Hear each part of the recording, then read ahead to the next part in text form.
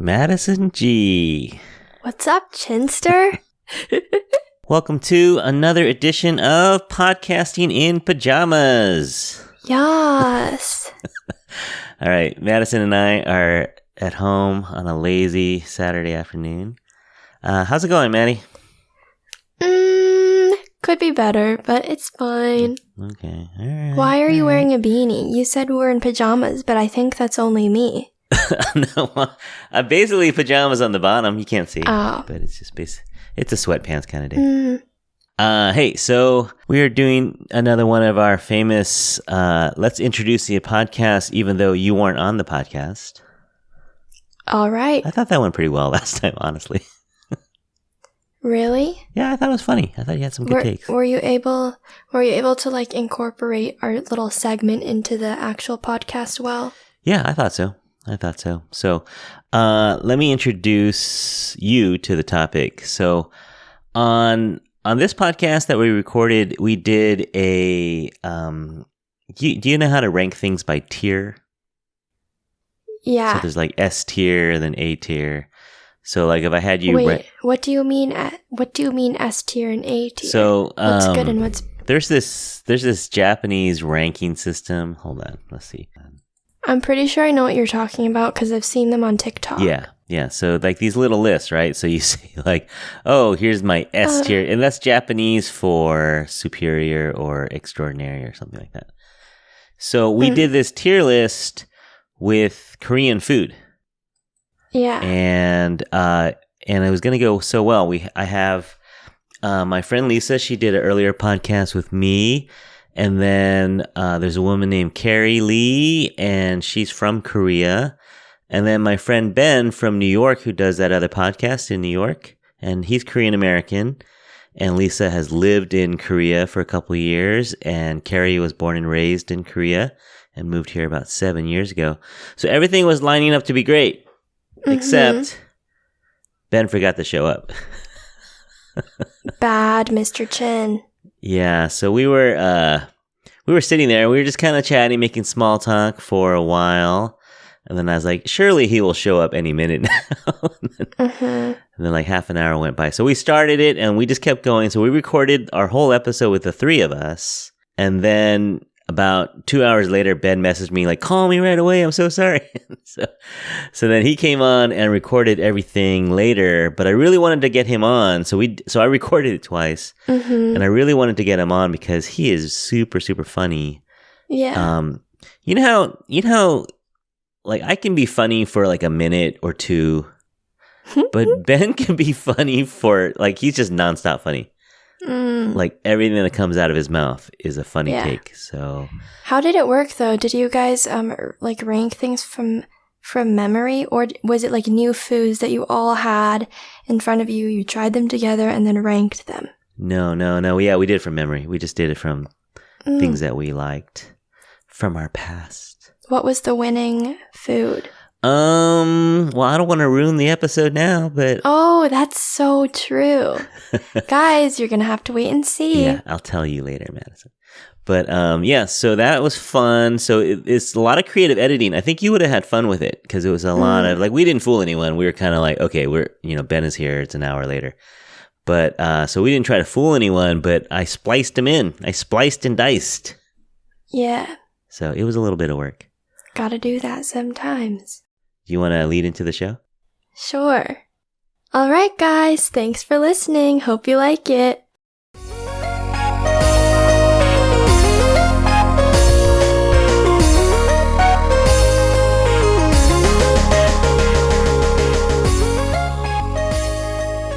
One more thing. There are a multitude of unbleeped swear words in this episode, so if you have gentle ears or small children around and you don't want them to hear a bunch of F-bombs and whatnot, maybe put on some headphones or go listen in your car by yourself.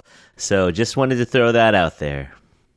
Welcome back, everyone, to episode number 54. We're doing another ranking show, but this time we are ranking our favorite Korean food. So this is going to be a yummy show. I kind of regret not bringing any food to this show, but we're going to talk about food. So if you're out there I would pause this recording and go get some delicious food so that you can enjoy it while we talk about it. So we're just going to talk, but you should definitely go get some food and enjoy it. We have a show where we're going to talk about our favorite Korean foods and rank them, kind of the tier system if you're used to that. S being the highest, and I think we're going to go down to the D level. What do you guys think? Should we go? I was thinking D seems kind of disrespectful.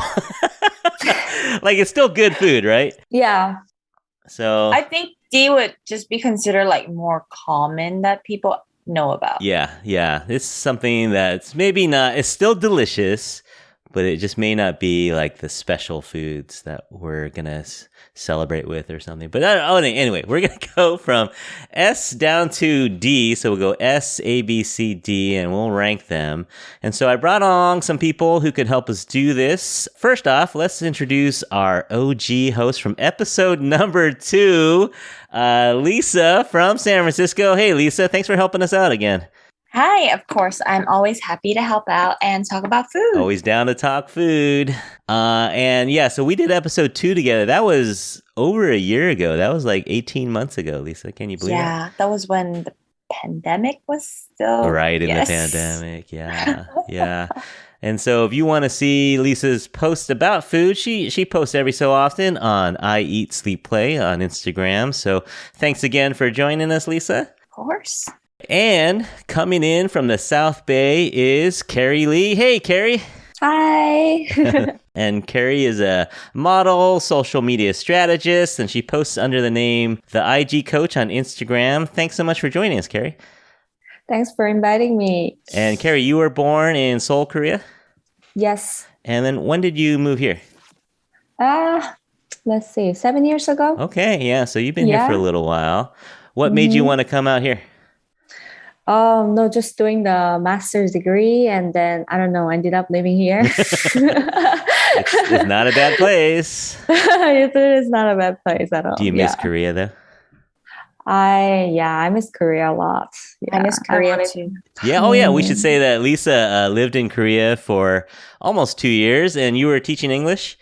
Yeah, I was teaching English to elementary school kids, so it was a very good experience. Very good. And coming all the way from Flushing, Queens, is our good friend. He is the other half. Now, we've heard, y'all have heard Lingji come on twice, and we've talked about this guy, Ben. He's like a legend. He's a myth.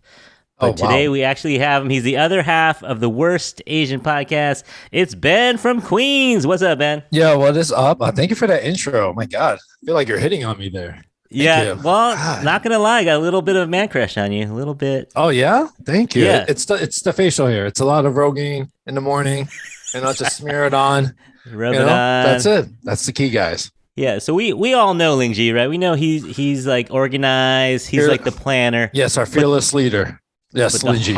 I think the heart and soul of the Worst Asian Podcast is our guy Ben right now. Oh my God, dude! Don't you think? Are you hitting on me, man? Dude, I'm blushing right now. This is, God damn, ladies! My God, yo, fellas, if you need a wingman, Curtis, but you're married now, or what? Actually, I forgot. You are, right? Yeah. Don't worry. All right, just kidding, guys. Just kidding. It's all platonic. So, full disclosure, Lisa, Keri, and we had already recorded the entire episode. Yes. Ben was, how should we say this? He was indisposed at the time. Yes, I was, my plane crashed and I survived. So I just got back. He just barely made it. I just made it.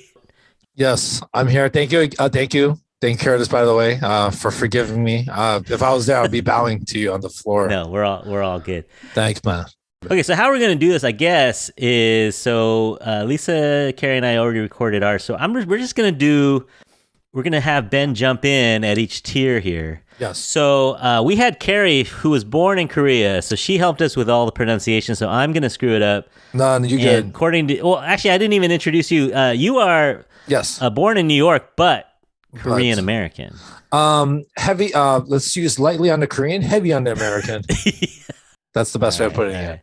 But you grew up, your mom's a good cook. You grew up with Korean food. Yeah, my parents are OG Korean. My mom makes amazing food. She makes a lot of food, hence why I'm so big and fat. But my father is he's from Seoul, born and raised in Seoul, so he is a city boy. Okay. Yeah, so I want to say my credentials are somewhat real. No, I think you were second tier. Keri was the most legit because she was born in Seoul, lived there most of her life. Yeah. And then Lisa lived there for about a year and a half. So I think maybe you and Lisa pretty similar tier, maybe because you grew up with it. She went as a visitor, but yeah. Also, I just want to say for the ladies, I'm so sorry I missed out. Trust me, I from the pictures I saw, I mean, professionally, I was like, God damn, I messed that up. You really wanted to talk food, yeah. Yeah. I was going wink, wink. Yeah, sure. Oh man, no, yeah, it would have been fun. It would have been fun. But this is gonna be fun too. Don't worry. You know what? In the future, hopefully, we can do another thing, maybe a little recap and stuff like that. But yeah, coming soon. All right. No, I should say so. Everyone here has more cred than I do for Korean culture, but. So I told you I had my best friend Eugene in middle school and high school, and then in college, I worked at a Korean restaurant at UC Davis. So I was working at June's Barbecue. Shout out June's Barbecue up in Davis, California. It was a little K-barbecue place, and so I got my first kind of not taste, but just really hanging out with a lot of Korean folks and the food, and I just fell in love with it. I just really have always liked it. Probably even before then. We'll talk about that a little bit. So yeah, we really wanted to do a Korean food show, so we're going to do it today. And so here's how we're going to do it. We've all picked foods and we're going to put them at different tiers.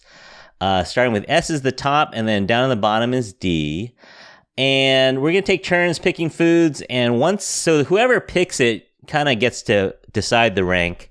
Of course, we can discuss it. If someone else picks yours, they kind of get the final say on what level it is. So pick the ones you really like first, so that you can make your pick stick on the table. Actually, let me make a little table here so I can write it down. I'm stalling for Ben. Ben, show up any day now. Okay, so what's gonna happen is we're gonna pick a food. We're gonna take turns, pick a food, and then what we're gonna do is just kind of discuss it and why did we pick it there, and you could describe the food too in case it's something that we don't know that much about, and yeah, we'll see how it goes from there. So let's see, should we start with ladies first? Sure. Sure. All right, let's go. How about you, Lisa? So let's start with the S tier, and then maybe after that we can mix it up. I want to make sure we all get our top pick. So Lisa, what do you have ranked at the S tier? I think my S tier is kind of a very basic Korean dish. So it's galbitang, because I just think that's just such a classic, like short rib soup. It's like, very refreshing. And then like the noodles, it's just like really good. And then you can eat it with rice. And I feel like you can also eat it on I eat it during the summer, but I also eat it during the winter. But also like when you have a hangover, it's some great thing for you. So I definitely like galbitang, but it's different. Like if you had the good ones, because the ones some here you can really taste the MSG, and it's not like the bone broth, because it's much sweeter when they do it like that. Yeah. Is it a special occasion food, or is it more like just an everyday? For Korean? Yeah. It used to be for special occasion, like back then. Like normally when you have birthday or you have some special party, like that was for that. But right now, like you can go any restaurant, you can eat if you want as a daily food. But but at home, it's hard to make it every day because it takes really, really long time. So so I would say special occasion, but if you go to a restaurant, you can eat as anytime. Yeah, but not at home. Yeah. Yeah, yum. Good pick, Lisa. All right, Keri, what is your S tier pick? So I think like every time I say I'm from Korea, and every American or European, they say, "Oh, I love bulgogi." Like so, I would like to choose as a bulgogi, and bulgogi is like, you can easy to make it home. My mom always like once a week, I think I ate bulgogi for like home food. Yeah, and then like if you go any single restaurant, you will find the bulgogi on the menu. Even you go to tofu soup house or, other barbecue restaurants or other Korean restaurant, you will find the bulgogi, and most people know what is bulgogi. I was really impressive. Like bulgogi is a Korean word, right? And they know how to pronounce bulgogi. Like as soon as I said I'm Korean, they say I love bulgogi. It was impressive. 잠깐만. Can you hear it? Yeah. It is time. When you hear that sound, that means it is time for a Korean food fact. Korean food fact. Okay, so I looked up a little bit. Since I'm not a legit Korean, I looked up a few food facts. And so let me get my list out here. Okay, so did you know, of course Lisa and Keri knew, did you know that bulgogi literally means fire meat? Yes. Of course you guys knew that, but according to the Korean Journal, it was probably invented or started to be a dish in Korea almost more than 2,000 years ago. So in the, how do you say it? Goguryeo? Yeah, goguryeo. Goguryeo. Yeah, see, I need Keri here for pronunciation. So in that era, so it could be older than Jesus. Oh, So bulgogi has been around for over 2,000 years. Yeah. The marinade includes things like soy sauce, sugar, garlic, green onion, sesame oil, and the secret ingredient is maybe this pear juice or some kind of a fruit juice, and that helps to tenderize the beef. And if you've ever had bulgogi, you know that it is super tender and thin sliced. You got to be careful when you're barbecuing it because it has that sugar, so it kind of burns. So you want to do it real quick, and you can have it on rice, of course, noodles. You can wrap it in a lettuce leaf. Mm-hmm. You can put it on almost anything. It's just super, super delicious. So yeah, so I agree with that. S tier. That was actually my S tier, Keri. So you stole my S tier. I got backup. Don't worry, I have backup. But yeah, everyone loves bulgogi. Lisa, you have a favorite way to eat bulgogi? I personally like it with rice, especially with purple rice, not so much the white rice. Okay, I think it's just how I like to eat it. Yeah. All right, good pick, Keri. Everyone agrees with that pick, I'm sure. I'm going to go with, and this dish has kind of sentimental value for me.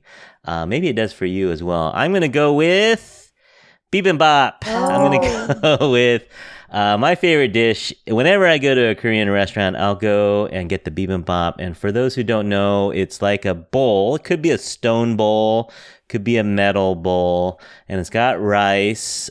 Sometimes white rice, could be purple rice, and it's got pickled vegetables, and it does have like the bulgogi as well that you can stir in there. And of course, you have to add the gochujang paste and stir it up with a big metal spoon, and you got to mix it up and got to have an egg with it.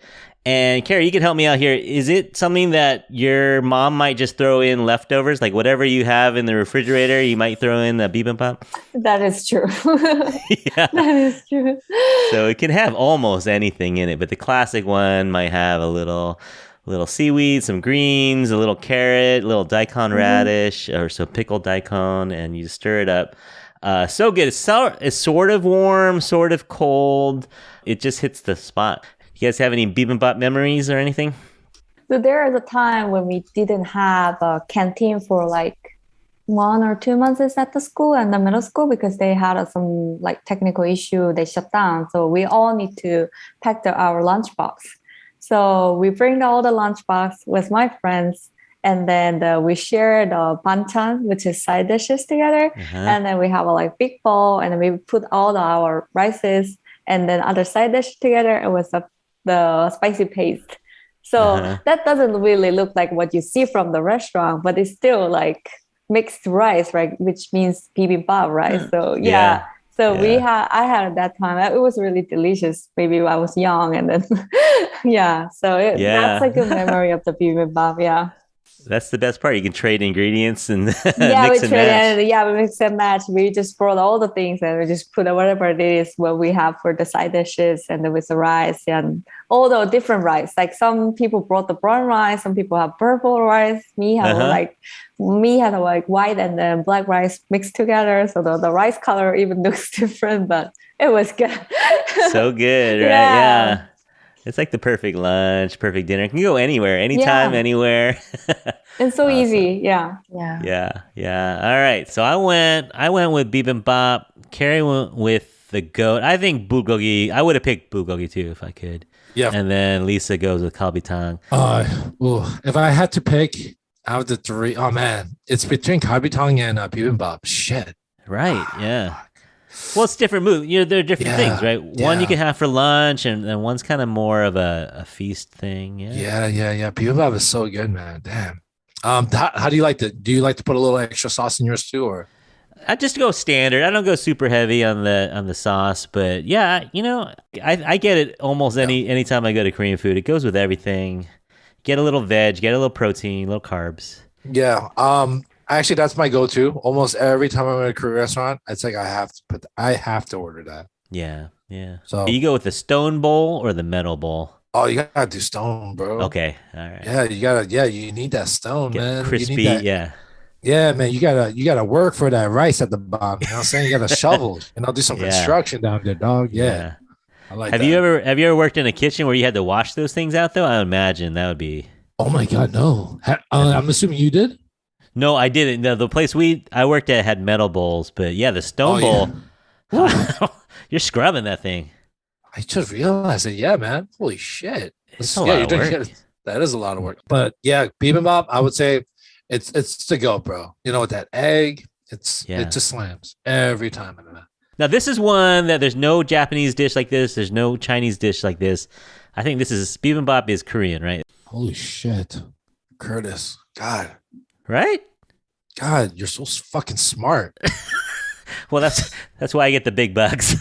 God, Jesus Christ, man. My God, that's so true. We saved you one though. We were gonna leave this one for you. What would you pick for your S level, Ben? Ooh, let me go grab my list. Oh man, so I know it's a nice list. I'm pretty sure it's an honorable mention actually. Okay. And your restaurant probably had it. It's called burijjigae. Well, we talked about tobuchige, but yeah, like a chige. Forget that weak stuff. Get out of here with that. You got to go with a fancy one. All right.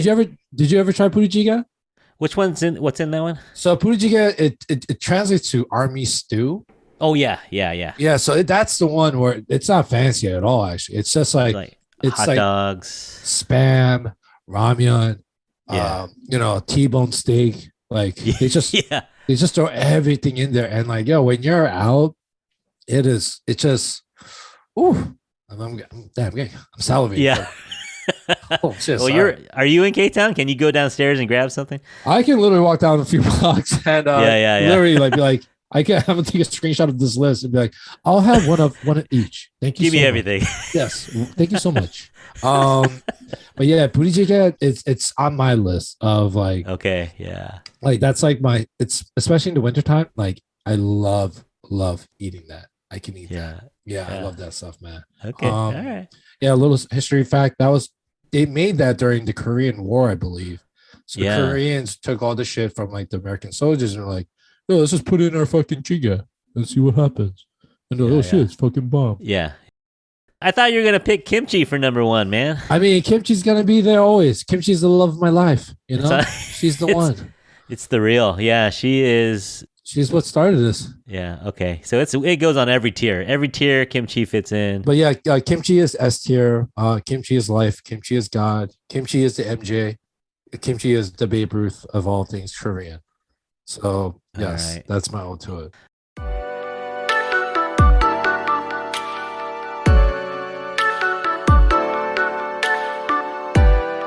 So we're done with the S tier.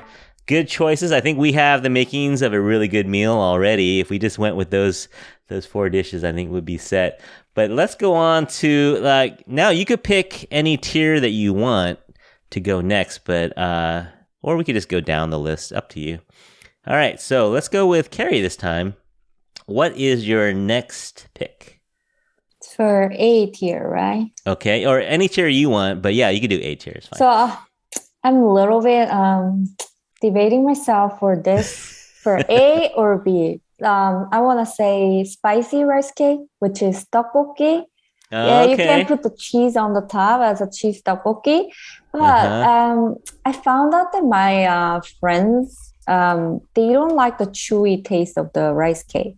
But in Korea, if you ask any single Korean like people, I mean for just females, they love spicy rice cake, but not the male. Seldom to find the male say, I love the spicy rice cake. But I asked my Korean girlfriend in here, and they say the same thing when they craft Korean food, it's a spicy rice cake. So, but then it seems like only female limited. So I was debating myself, is it A or B? What do you think, Lisa?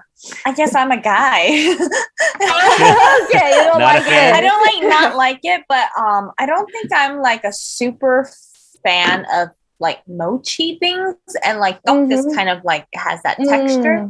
And I know like in general, like rice cake is just so big in Korea. Like someone getting married, someone having a baby, everyone gives like rice cake. I like tteokbokki, but like I don't like love it to the point where like I keep wanting to eat it. Like I see. The street food, I would prefer like an odeng over that.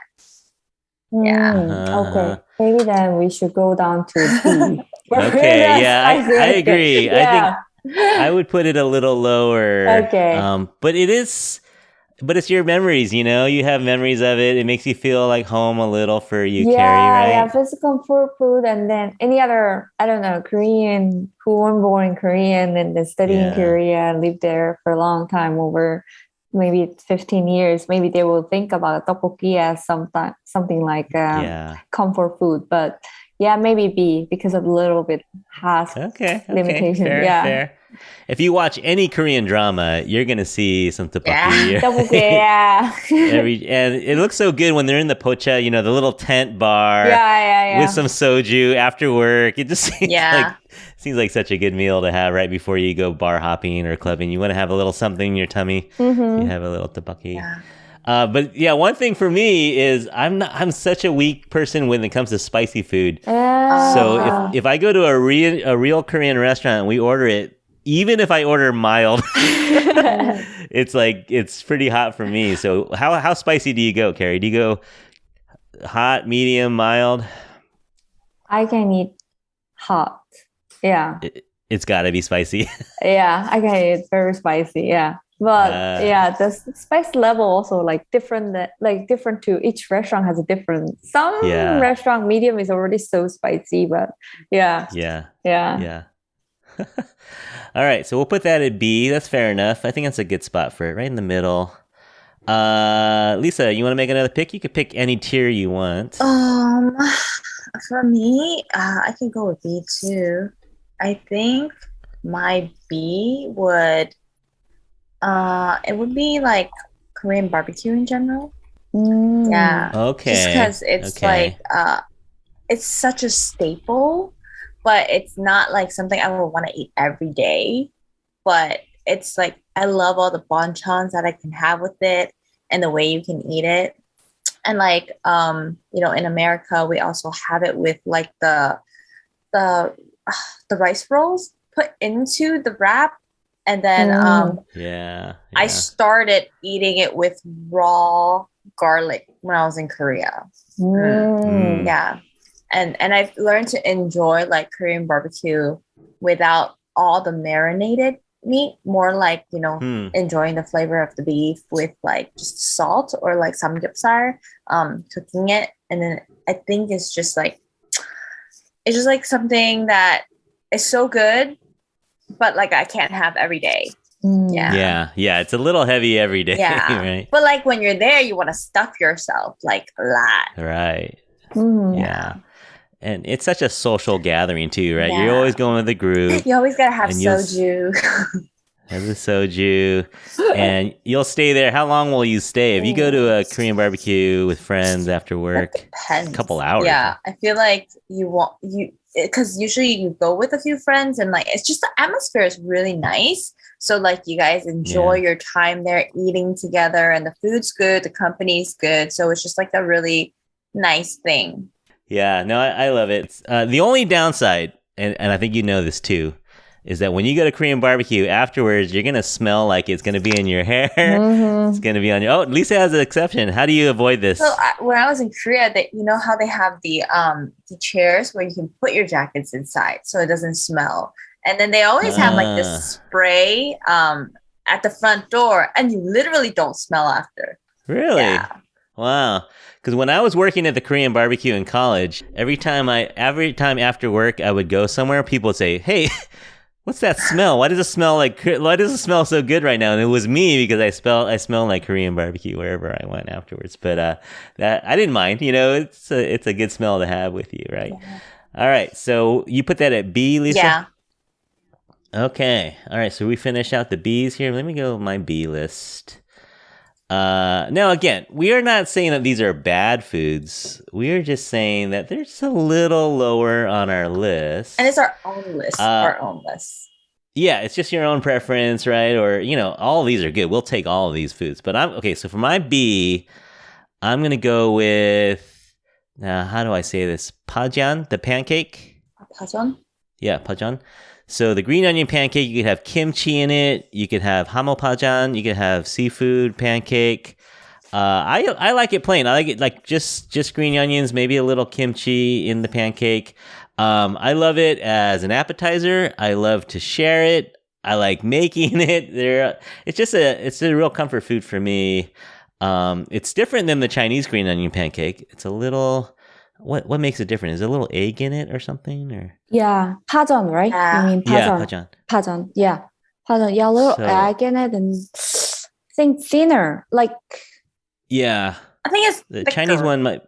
Ours is more doughy, like just dough, and we don't really. The Korean was more like a batter. Yeah. Chinese one is doughy. Yeah. Yeah, so good. I love that. I'll get that pretty much every time too. So I'll get bibimbap and a pajeon, and then I'm good. And bulgogi. So I'll get those three, and I'm good. One of my favorite pajeon in San Francisco is Toyose, like the seafood one. Oh, yeah. Yeah, that place. Pajeon is good. Yeah. I love pajeon and kimchi-jeon, which is like made of the kimchi. Yeah, right. That's so good too.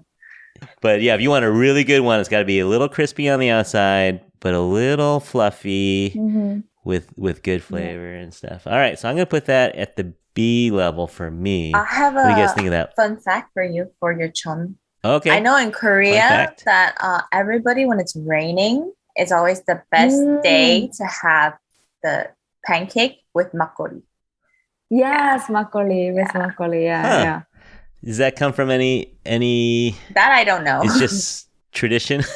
I don't know, but then the thing is, people say the raining sound is similar to when you make the pancakes. The oil sound is similar. Sizzling. Yeah, sizzling sound. So like you remind of that sizzling sound, and then when it put together. And I think from the like very long time ago, they used to have pancake with the makgeolli, the rice wine, Korean rice wine together. So maybe that makes them to want to eat together. Maybe Oh man, I'm getting. But in California, you rarely hear. We don't have rain. We don't have rain. We have a rain. We don't have that much like a crazy sound of the rain sound, right? So. Yeah, South Korea rain hits a little different. I saw. Yeah. All right. Yeah, that's cool. Fun fact, Lisa. Thank you for that. Keri picked the Bucky. Nice. And Lisa just went with General K barbecue. Lazy. Yeah, well, you know what? It's kind of like I want it all. I'm going to include it all. Lisa picked it all. And then I picked pajeon. Yeah, pajeon. That's a good one too. Oh, yeah. You're pronouncing it well, man. I got to say. I'm okay. I worked at a restaurant. I worked at a Korean restaurant for a couple of years. No way. Yeah. But you're Chinese. Chinese American, but in college, they had this Korean barbecue place, and the guy hired me. And not going to lie, the daughter was working there. Yeah. And she kind of convinced me to work there, if you know what I mean. Oh, So, all right, Curtis. I see you. All right, my man. I was like, I respect. I'll give you a fist pump. Yeah. Fist pump right now. So, let me but touch little my did I thing. know that her dad would actually treat me like one of his own children, Oh, wow. which means that he would yell at me. Oh, yeah, that's true. He would yell at me and take my tips and stuff like that. So, Oh, what a dick. hey, you know about this. I do. I know. Yeah. I'm sorry, man. I'm sorry you have to do that. Curtis, Yeah, toughen me up. Yeah, that's good. there you go. Guys, make sure you tip Curtis, all right? Please. Well, and the other thing, you might know this too. If you're working at an Asian restaurant, the large group of Asians, terrible tippers. Oh my God, dude. From Asia, yeah, like a group of businessmen from Asia. Oh my God. Right. They are absolutely terrible when it comes to tipping. Because culturally, they don't do it. Yeah. I guess it's like the same shit in Europe because that's what they say. Like Europe, you don't tip. They don't tip. So I'm like, so you got to work your butt off for like that table of 12 people, and they're working you. You and know, you gotta you're give running. all that panchan. Yeah, all the banchan.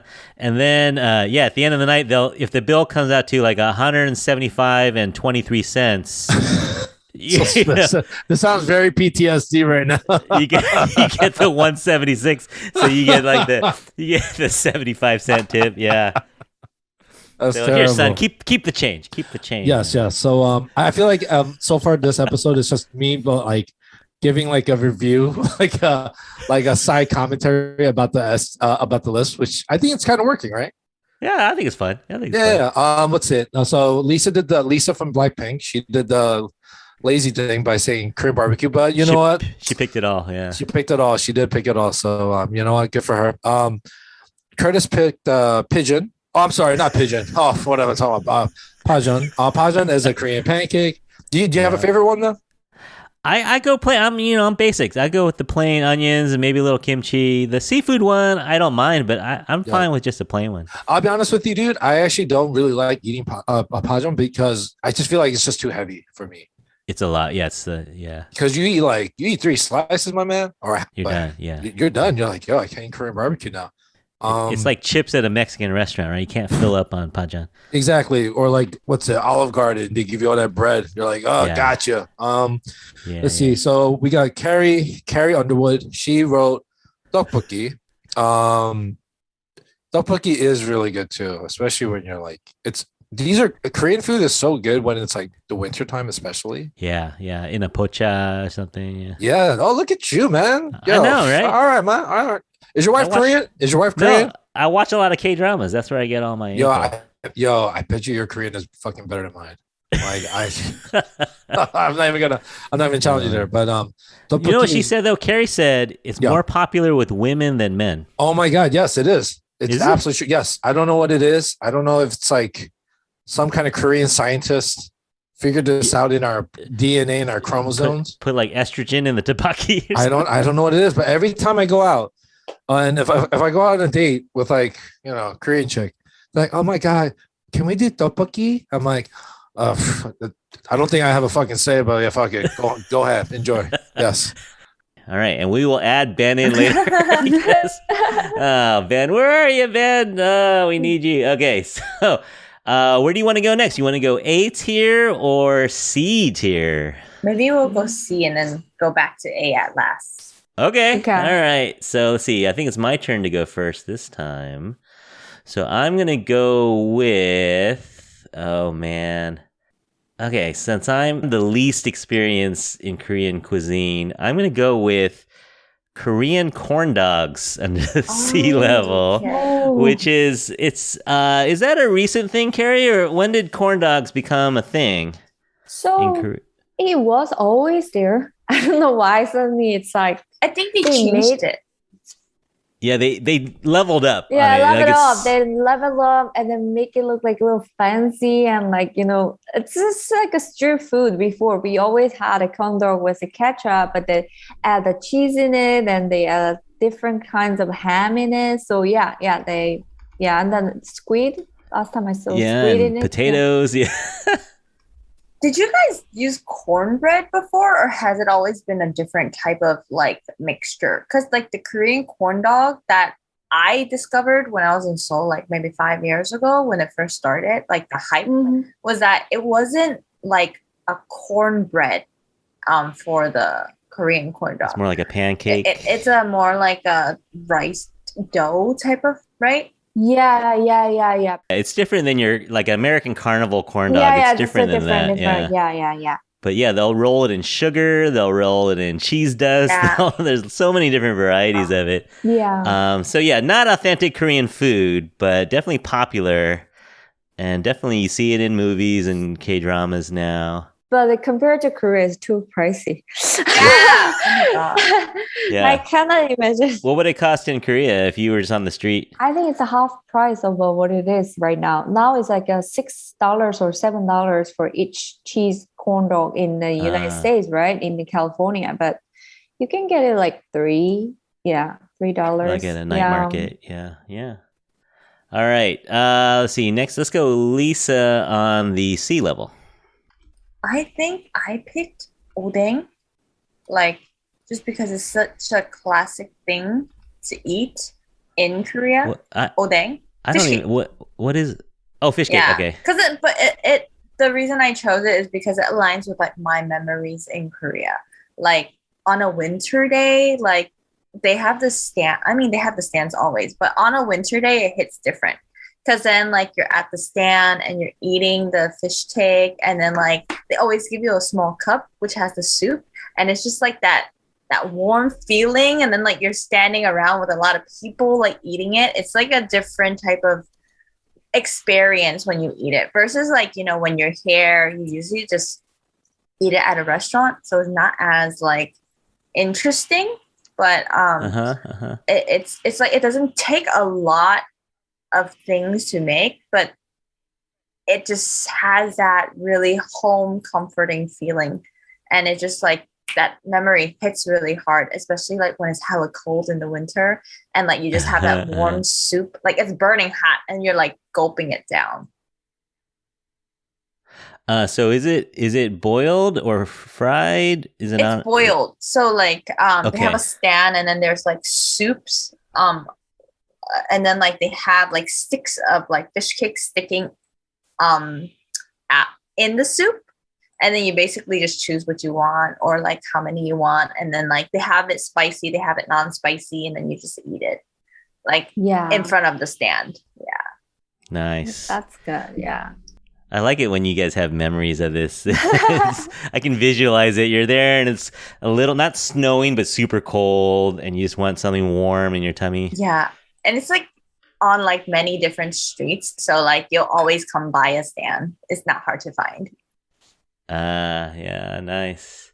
Yeah, I just looked up some pictures of it. It looks kind of like, it's like looped on a stick. Is it kind of looped? Yeah. Yeah, that looks good. Udeng is good, good like a street food, so you can just randomly get it, and especially in the winter. Yeah. I think it ties very close to Korea, right? Yeah, we like to call as omuk because udeng is from Japan. Omuk. Yeah. So like we're trying to like change the word. Like it used to, the Korea was under Japanese before, right. So we have a lot of affection from the terminology. So we trying to change to omuk, but like I know most of them think know as udeng. Yeah. Keri, you have a sea level pick. You want to think about it? Okay, so this also why I keep going with the spicy food, but it's a sea, so it's a spicy pork. What is saying? It's in Korean. It's a 제육볶음. How do you say it in English? It's spicy. It's kind of like spicy pork stir fry. Yeah, something like that, or like a spicy marinade pork, or like you can just think as like a bulgogi, but this is pork and then spicy flavor. Yeah. So it's a 제육볶음. But this is like wherever you go, you can get it too. And then even the guys will like Korean guys, like when they go to like a random restaurant, what do you want to order? They will say 제육볶음 for sure. So tteokbokki for the girls and 제육볶음 for the guys. But the girls like the 제육볶음 too. Okay. This is like so common food, but because of the reason it's a spicy, so not many people can enjoy. Like Korean people can enjoy, but not other countries. Maybe Curtis cannot eat this. But, Maybe, yeah. Yeah, but the spicy 제육볶음 you can eat with the rice, and then like it's easy to get, and then it's like easy to make too, just like a bulgogi, but like it has a spicy flavor. So Just marinate it first. yeah, it's like a really common food, like the tofu soup. In the summertime, you cannot have the tofu soup, so we'll just like this is all season food for 제육볶음. Yeah. No, it's good. I like that when you go to H Mart or you go to a Korean market, they have it already marinated for you, and you can just stir fry. Yeah, it's so you can convenient. stir fry. Yeah. So yummy, and I can do a little bit of spice, Keri, just not too much. Okay. Yeah, so I choose C. 제육볶음 as C. Okay, yeah, that's great. All right, so our C level, we got a little. This is a very wide variety of things. So I went with the Korean corn dogs because Korea again took something that might be American and carnival food, and they elevated it. Yeah. Lisa went with the omok. I know. Yeah, I noticed that. Keri went with the, I don't know how to say it, but the spicy bokum, the spicy pork stir fry. Yes. Oh, So man, these are all great different. choices. What are your thoughts on these? I am getting very hungry. Just I know, right? Yeah. I love how. By the way, for the record, I know our listeners can't see this, but it says Curtis wrote K dogs. It doesn't mean Korean dogs. Oh yeah. Just for the record, we stopped doing that a long time ago. Yeah. Let's clear that up. We're talking about corn dogs, hot dogs on a stick. I know you can put K-pop and K-drama, but yeah, let's go. Let's go with Korean sausages on a stick. How about that doesn't make any better, Curtis. You can't put K sausage, sir. We gotta edit this. Okay, we're going with Korean corn dogs. You should keep this. Actually, these are good. This is the gold part. This is good shit. So we're going Korean corn dogs. Oh man. Okay, no sausages on a stick and no K dogs. Okay, we're going. Yes, sir. Yeah. So like you're saying, please indulge us on the Korean dogs. I mean, Korean corn dogs. Sorry, sir. We are talking about the battered hot dogs, and they're fried, and they have all kinds of, like, Korea took it to another level. They put French fries on the outside. They put sugar. They'll put cheese inside. That's true. Cheese. Yeah. The fish on the inside. They'll do like a fish stick on the inside. Yeah. They put like odeng in there sometimes, so that's good too. Yeah, man. I remember eating this as a kid, growing up back then. Yeah. Even like as a kid, and my mom would get it. I was like, and when you get a corn dog, you could be at the DMV, but you now all of a sudden feel like you're at the carnival. Mm-hmm. You know, like it just has that nostalgic, power about it. It's like a wand, but edible. But it's like blown up. The last 5 years is like blown up, right? Yeah, it's man, like, that's the new shit. It's like when Korean fried chicken came out. Remember? Right. All of a sudden, it's like we Koreans will take your idea and not give you fucking any credit, and then we're just gonna make it really fucking amazing. That's all we do. You know? Yeah, no, it's kind of amazing the things that are on this list. Some of them are from other cultures, but yeah, delicious. Delicious. These are. And by the way, there's no wrong answers here whatsoever. No. It's kind of unfair to do this tier level because on certain days, ramen may be your go-to, like your best meal ever on that day. I'm so happy. I just realized you guys really like Korean food. Like I'm just looking at all of this. I'm like, wow, this is good. This is good stuff.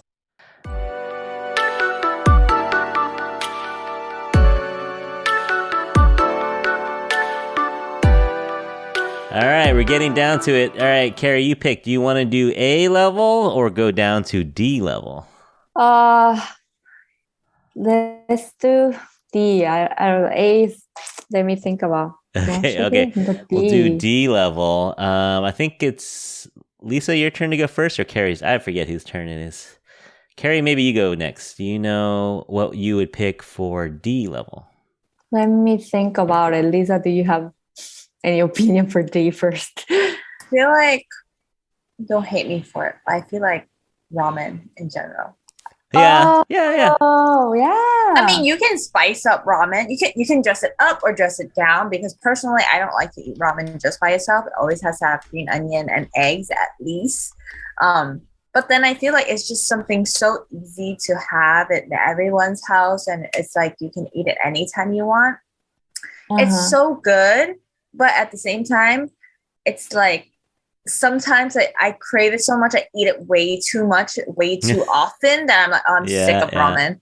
But like I would say, like, to me, Korean ramen has like a different level though. Like even though it's deep, it's like I always crave Korean ramen more so than any other ramen. Like Shin ramen is a staple, and then there's like a chicken one.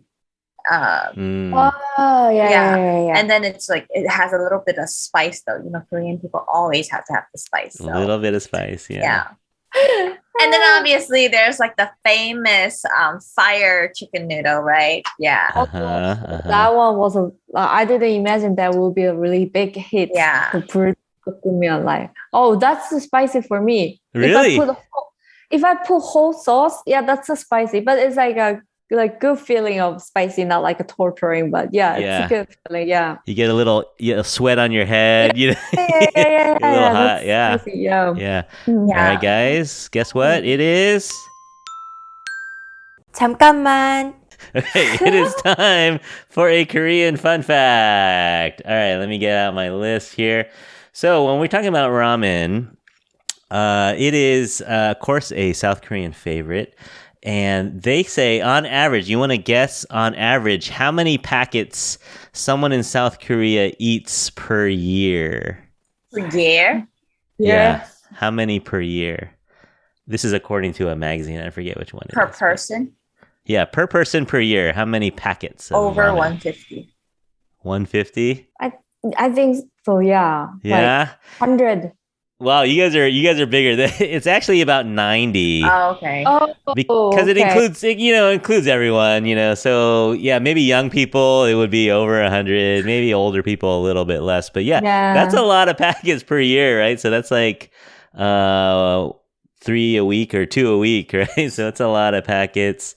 The number one, so the New York Times did a survey of chefs and authors and food people, and including all brands of ramen, so including Japanese brands and other brands of ramen. The number one ramen in the world, according to the New York Times chefs and authors and experts, was the Shin black noodle, right? The Nangshin Shin black noodle soup. Everyone knows that package, right? It's the red package with the black writing.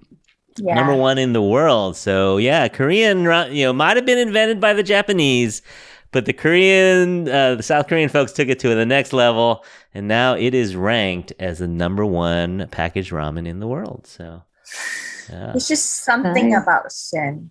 There's just something about it. Delicious. Yeah, it's so good. Keri, you have a favorite type of ramen or a favorite ramen ingredient to add? I like not the Shin ramen, but there's a Jin ramen. Jin ramen. The yellow package. I like the Jin ramen a lot. Yeah. And then you guys will always add an egg. Is that mandatory? You have to add an egg into it? Even like a ramen actually is not a healthy food, right? Yeah. So like my grandma used to say, if you put the egg and the green onion, maybe better. A little bit. Yeah, you at least get protein.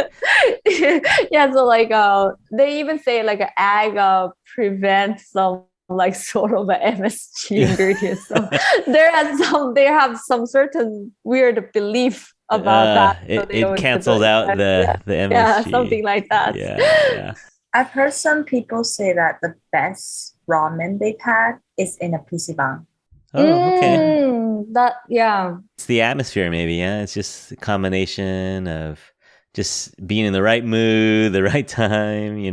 Maybe the fire too. The restaurant fire is different. Like they're outside of a commercial building, their fire is different to the house fire. Yeah, so a little smoky. The house fire, either we use the fire or induction, right? So like it's like an electronic fire, so it's like not really a strong fire. It's clean, yeah.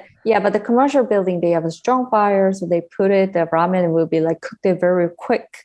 with a strong like a like a hot temperature. So they say it's better, but atmosphere too. Like Korean PC room is really good. They have all kinds of food over there. Oh, I've seen the kitchen that they cook in. I was like, wow, this is good. It's amazing. All right, so Keri, you're going to pick the D level. Now, again, these are not bad foods. They're totally delicious. It might be something more common, but it's a lower level in terms of specialness, I guess. But what's your D level? I think jjajangmyeon. Okay, yeah. Jjajangmyeon, you guys black know bean noodle. Yeah. Black bean noodles, yeah. I heard that not many, still some of them didn't really try. I mean, this is not authentic Korean, but still like mix up the Chinese but it's still totally different to Chinese black bean noodles that I try in China. Yeah. So it's like a sweet, salty, and like noodles. Yeah. So I think this is but Korean people eat this one really a lot. Mm-hmm. Yeah. So then it's really quick delivery. Like as soon as you call, you will get received to your house. So yeah. And there are restaurants that's all they serve. I've seen like in K-dramas, sometimes there's like a restaurant where all they serve is jjajangmyeon. Yeah, especially when we moved the house, the first day we should eat jjajangmyeon. Oh yeah? For kind of custom things. Yeah. Huh. So first day of the moving to some new house, we'll order the jjajangmyeon as a cultural. Yeah. Isn't 4/14 like Black Day? And then like there that day too. Yeah, remind me. Yeah. Lisa is a Korean. No, because like in America, February 14 is like Valentine's. But like in Korea, that's when like girls confess to guys.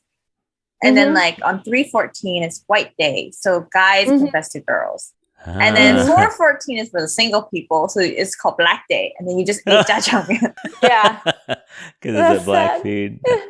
That's funny. Yeah. Okay. All you single people out there, April 14th, grab a bowl. That's cool. All right. My level D. Oh, man. See, I don't know. There's so many on my list still. All right. I'm going to go with... Oh, man. I'm torn between making it... I want to save it for A, or do I want to... Okay, I'm going to go with one of my favorite things, even though it's at the D level. It's one of my favorite things in the world to eat is kimbap. I love Korean kimbap. Like my favorite, I think I would say my favorite roll. So those of you don't know out there, it's like a roll, like a sushi roll, but it's different than sushi. I have meat inside. It's got the pickled daikon radish. It's got some other veggies in there.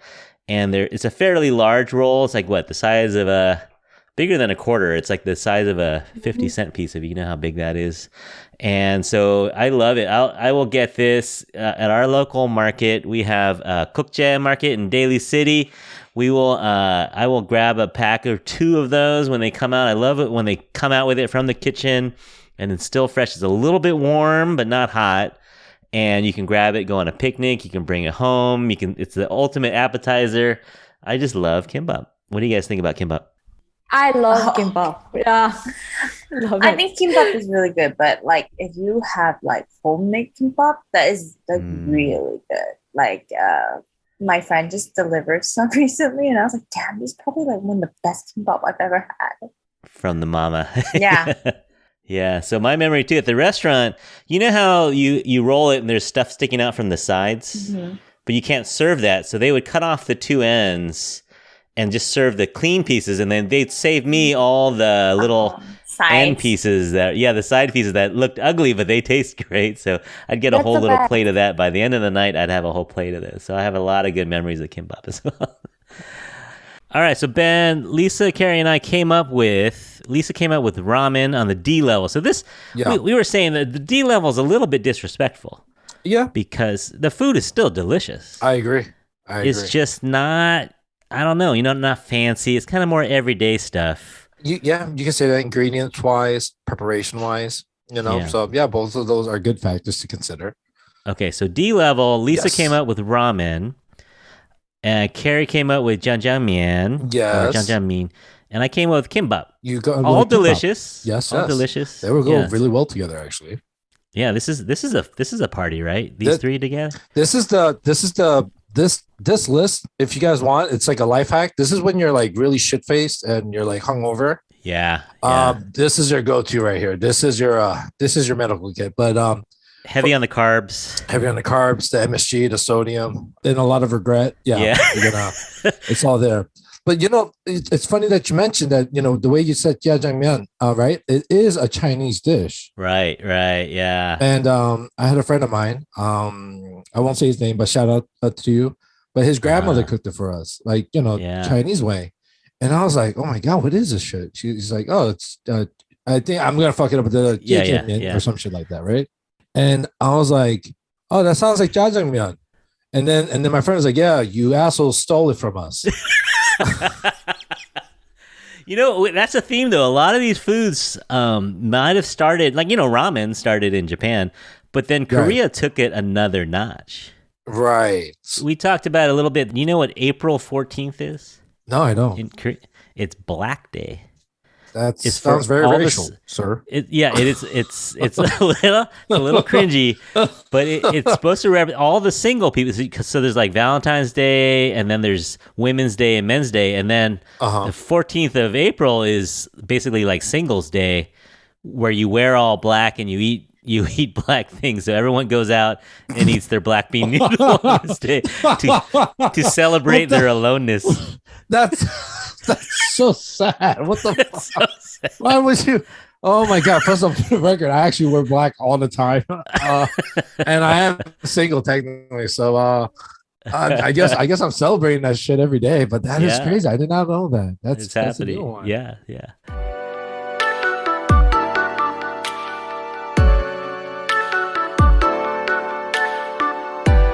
Okay, so we're at the A level. And again, we'll have leftovers because there are so many good dishes here. This might be a controversial pick. See, I need Ben here to back me up on this.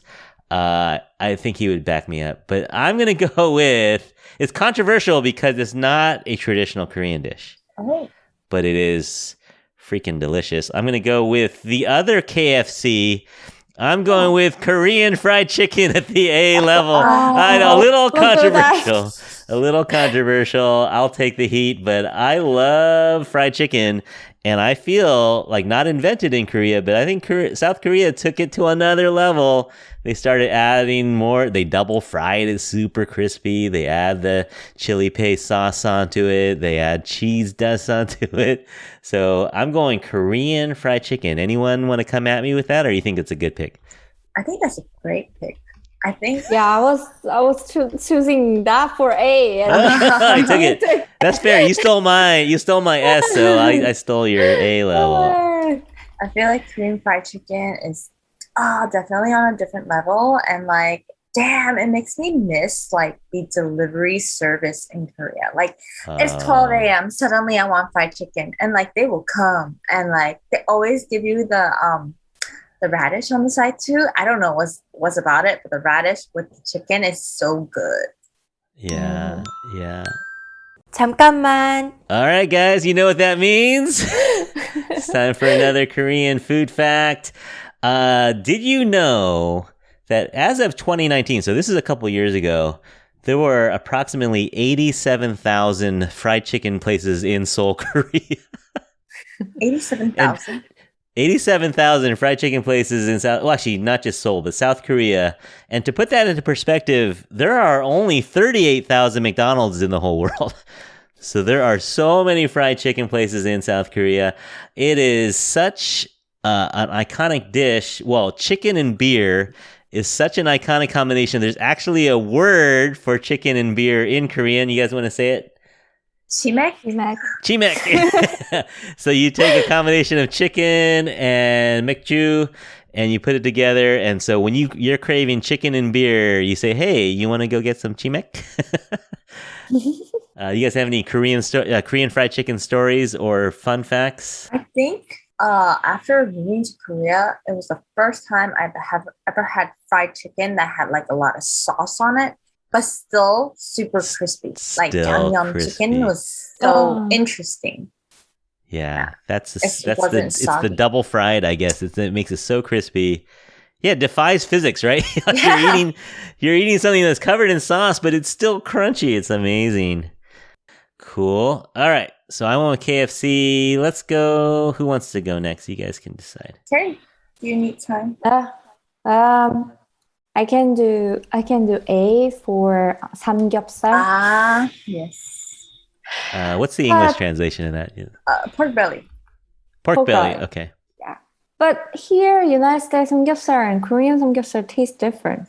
Korean samgyeopsal is something more juicy and soft and right, Lisa? Yeah. I feel like here the samgyeopsal is not the way I thought. They have so many like samgyeopsal like restaurants that just serve that, and then like the quality of the meat, I do have to say, it's like just so different. Like Yeah. I feel like there's so much fat in the one hair, like in the United States, but theirs is like the portioning is like pretty decent, so it's not super drying. Oh yeah, that's right. Here it's so dry. It's not I never ordered the samgyeopsal in United States because the taste is not what I expected. Yeah. Yeah. And you prefer that over like the boiled one, the basam? So Bosa. I like the grilled one. Yeah. more flavor. Yeah, and then you can have a lot of variation for like wine samgyeopsal, like spicy samgyeopsal, 된장 soybean sauce samgyeopsal. Like there's a lot of different things, and then they have a way of cutting. So they cut onto the samgyeopsal pork belly, so it's like a diamond shape. So all juicy oil juicy go inside of the samgyeopsal. So yeah, that's one of the things. Yeah. Now, it's not marinated, right? Or is it just salt and pepper? No, not marinated at So all. you dip it in the sauce. You dip, dip in sauce. Yeah. Cool. All right, I love it. That is just kind of a classic. It's another one, right? You go out to K barbecue and you'll order that one. Do you like that better than the beef, or would you go beef first? If I eat in Korea, I prefer pork. Yeah. But if United States, I won't order the samgyeopsal here. Yeah. Yeah. Oh, you gotta go to Korea to get the legit. Yeah, one. even I saw that some people like interviewing that like until you go to Korea, like they didn't like the pork belly or pork in general at all, and then they found themselves they actually like the pork because after they trying the samgyeopsal in Korea. Yeah. Yeah. Okay. So you gotta go to Korea to get it. The legit one. The one in America is still delicious, but not the same. Not the same. Okay. Fair enough. All right. Lisa, bring us home with your A pick here. Oh, I feel like my A pick is not a pick for everyone though. Oh. My A pick, 쌍낙지. Like the raw octopus. Oh, yeah. Oh. Is that the one you pour the soy sauce over? There's just kind of like a sesame oil with salt, so it's not as salty, but it has that like flavor. And I would personally, I just think I recommend that in Korea because I feel like it's got to be like really fresh, and like it's just. I love like the texture of like squid or like octopus, so that's like a personal thing for me. It's a little chewy. Yeah, but a warning hazard is that make sure you do chew it before you try to swallow it, because my friend tried it for the first time and it attached to his mouth. Like, oh my god, we're like, yeah, you need to chew it, but like they're sort of alive, right? They're still alive. They will attach to you. Yeah. Oh man. But it's like really good. I think for me, it's just like I like raw oysters and like raw food. So it's like if you like those, I think the only thing people don't want to try is because it's still moving and stuff like that. But it's really good in my opinion. Yeah. Keri, will you do it? Will you do the live one? Oh, I had a few times. But it's kind of a special dish, right? You're not going to have that every night or something. No. It's kind of something a little special. Mm-hmm. Yeah. Is it expensive or is it kind of reasonable?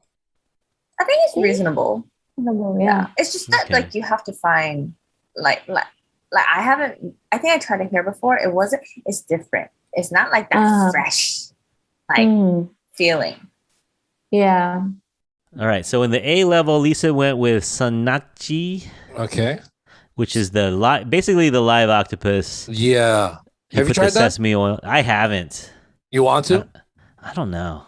Really? Are you a seafood guy? Not a ton. Really? Yeah. But yeah, the octopus. Don't. First of all, octopus. You gotta chew it, right? Smart. She said you gotta chew it.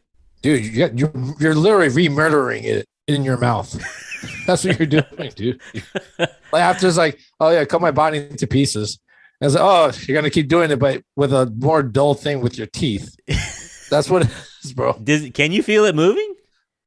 Yeah, dude. You could feel it down your throat. By the time it reaches your stomach, but like, yeah, you could feel it, man. Oh, I've had it. It is good though. It is good. Right. It is just. It can be unsettling for some people because it does. It does move off the plate sometimes. Okay. Oh, man. So you get a little show. You know what? I'm a pass. I'm a pass on that one.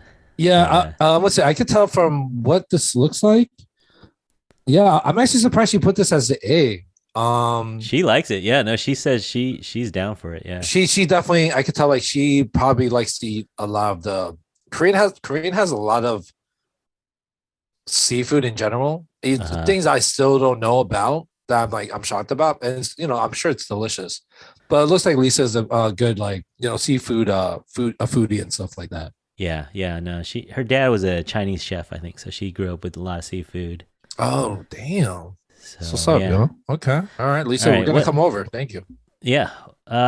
See, what is this one? This is the grilled pork belly. Yes. So Keri looks like she wrote samgyeopsal. Shout out to writing it perfectly, actually. Well, so I cut and pasted. My guy. That's beautiful. I love it. Right? The internet makes me look smart sometimes. Can I ask you on a side question? Like, what's it? Yeah. When you do do you make your class do like reports and shit? Honestly, I don't because they just cut and paste. Yeah, I was gonna ask you that. Like, cause that's all I did, bro. Yeah, no, I get tired of reading Wikipedia.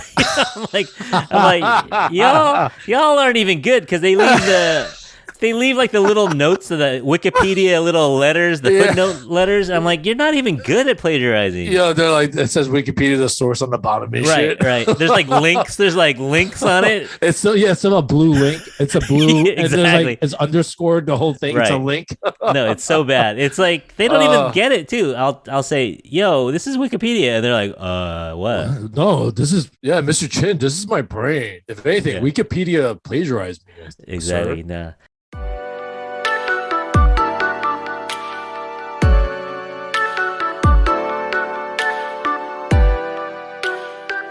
All right, so we got our list. To recap, we had at the S level, we had kalbitang with Lisa, and Keri picked bulgogi, and I picked bibimbap.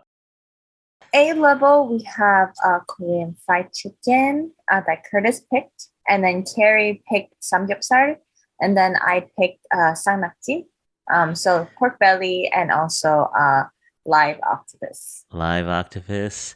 Keri, you want to summarize our B level? Yeah, so I picked the spicy rice cake, which is tteokbokki, and then Lisa picked Korean barbecue, and Curtis picked pajeon, which is pancake, right? Yeah, the pancake. The C level, again, these are delicious, but we're just a little lower. I picked Korean corn dogs. Lisa picked the omuk. Yeah, omuk, yeah. And Keri picked the spicy stir fry. 제육볶음. Mm-hmm. And Keri, you want to read the D level? Okay, Lisa picked the ramen, and then I picked jjajang noodle, black bean noodles, and then Curtis picked kimbap. So I think that's gonna do it. How do you guys feel about the list? Do you feel pretty strong about the list? Came out pretty good? Yeah. All right. Well, good job, guys. I think our list came out great. I'm definitely hungry. I want to go now. It's pretty much lunchtime, so we got to go out and eat some food. Thank you again for helping out, Lisa. You're always always a great guest for us. So thanks for bringing your opinions. Thank you. Thank you for having me again. I am annoying. I'll be back. Okay. All right. Yeah, you'll be back for sure. And Keri, thanks for coming along. You brought some helped us with our pronunciation and gave us the inside scoop on home cooked Korean food and Seoul Korean food. So thanks for coming on. Thanks for inviting me. Of course. I had a fun. Oh, great. And so all you out there, you can follow Keri over at The IG Coach on Instagram.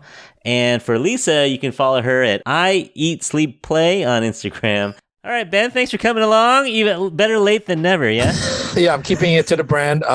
Lindsay, I swear to God, don't talk to me about this shit. All right, I swear to God. He's already lining up the messages for you, bro. I can already picture him with that smug ass look on his face, shaking his head. It's like, fucking guy. Yeah. So you came through. No, you came through, man. It's fine. No, thank you, man. Thank you for the invite. And it's this is my first time guest starring, I guess, in one of these episodes. So thank you. Yeah, man. I've had everyone. So we're in a little podcast support group. I don't know what you call it. Yeah, podcast cult. So we are in the Asian Pod Shop, and I've had every single person from that group on my podcast, except for you. So now my collection is complete. We've had everyone on. You sick bastard. It's like Pokemon. I'm trying to collect them all. Yeah, or like Thanos, like for the game. Yeah. I need it. Where's the Infinity Stone? The last one, the missing piece. Yes. But yeah, thanks for coming on. And everyone, go give The Worst Asian Podcast a listen. Yes, please. We can find you at The Worst Asian Pod on all social media, as well as Spotify, Apple Podcasts, Google. You know wherever you're listening to right now, you can find The Worst Asian Podcast. Yeah, you can find me in K-Town too if you want. Yeah, look them up. Thank you for that shout out, by the way. Appreciate you, man. Love it. Got it. And that just about does it. I hope you all out there are a little bit hungry. If you are, then we did our job. Let us know if you agree or disagree with our rankings. You can always write to us at infatuasianpodcast@gmail.com. You can also message us on Instagram at the Infatuasian Podcast. And, I'll put all our information in the show notes. Thanks, as always, for listening. And on behalf of Lisa, Keri, and myself, we hope that you're all happy, healthy, and safe out there. We'll talk to you again soon. Bye. Bye. Bye. Thank you. Thank you so much. All right, man. Later, dude.